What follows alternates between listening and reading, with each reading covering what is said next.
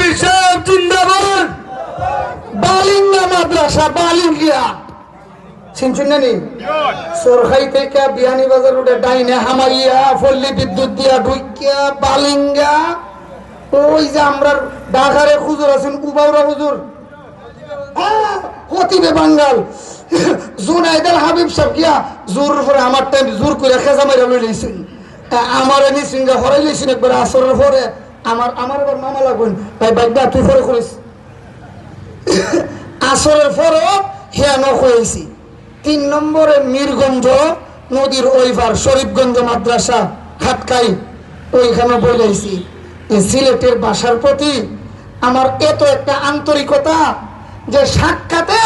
জিজ্ঞেস করলে কেমন আছেন কই আলহামদুলিল্লাহ আর বিদায়ের সময় বিদায় চাইলে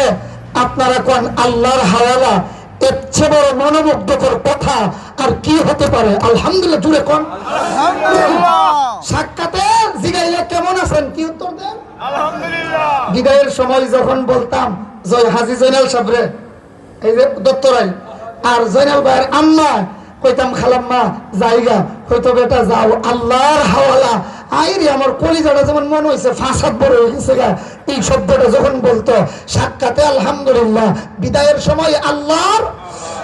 হাওয়ালা এরপরে আবার একমাত্র এই সিলেটেই পাইছি স্কুল কলেজের ছাত্রীরা পর্যন্ত রাস্তা দিয়ে যাওয়ার সময় বুরকা ফরছে তো ফরছে আবার উরুনা হিজাব ওয়াল্লাহ এরপরে আবার দেখি ছাতি আলহামদুলিল্লাহ কইতেন না রোদ নাই বৃষ্টি নাই ছাতি কেন পর্দার জন্য কোন রোদ নাই বৃষ্টি নাই ছাতির কোনো দরকার আছে তারপরও কেন পর্দার জন্য কোন কেন এই এত বিশেষ বিশেষ কারণে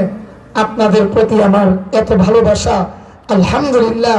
আর একটা কুকুরেও তো 3 দিন খাওয়াইলে কুত্তার মালিকরে ভুলে না আর 25-26 বছর ধরে আপনার এলাকার হানি উনি খাইতাছি এটা ভুলা যায় আলহামদুলিল্লাহ কোন আলহামদুলিল্লাহ আরো জোরে কোন আলহামদুলিল্লাহ কতজন হয়েছে মেম্বার সাহেব 6 এর পরে আচ্ছা এটা 10 হইলে আপনার কষ্ট হইব বাবু বুঝা কষ্ট হইব